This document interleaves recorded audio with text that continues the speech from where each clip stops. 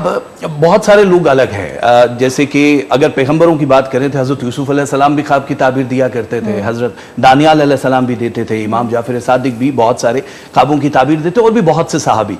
ख्वाब असल में 14 किस्मों के ख्वाब होते हैं, हर बंदे का ख्वाब अलग होता है। जैसे बादशाहों के ख्वाब हैं, वो सबसे मुस्तनद समझे जाते हैं क्योंकि वो उस दौर का सबसे पावरफुल आदमी होता है जिसका सितारा सुरैया से भी ज्यादा रोशन होता है, इसलिए बादशाह का ख्वाब नंबर 1 पे रखा गया।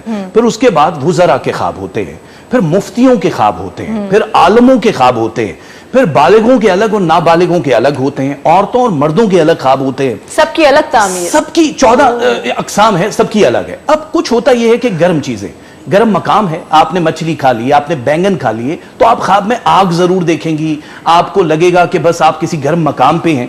लेकिन बेसिकली हाँ, हजरत सल्लल्लाहु अलैहि वसल्लम का फरमान है कि जो सच्चे ख्वाब हैं ये नबूवत का 46वां हिस्सा है।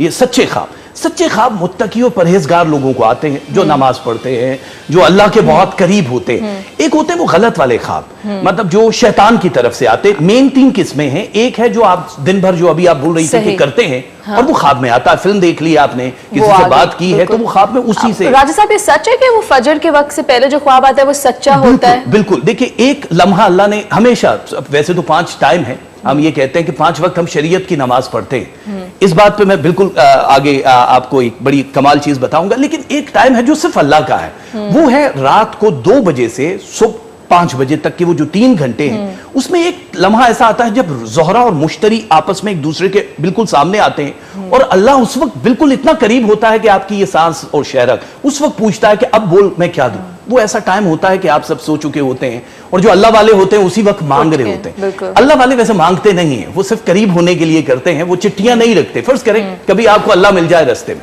मतलब किसी इंसान के रूप में, अल्लाह तो अल्लाह है ना, वो मिल नहीं सकता, मिल जाए, आप क्या करेंगे?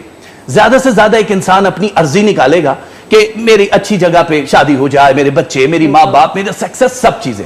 कोई ये नहीं कहेगा कि अल्लाह मैं तेरे लिए क्या करूं। मतलब वो इश्क वाले अलग हैं, हम शरीयत की नमाज पढ़ने वाले हैं। इश्क में जब पढ़ जाएंगे तो आपके ख्वाब भी सच्चे हैं, वही भी होगी, ख्वाब वही है।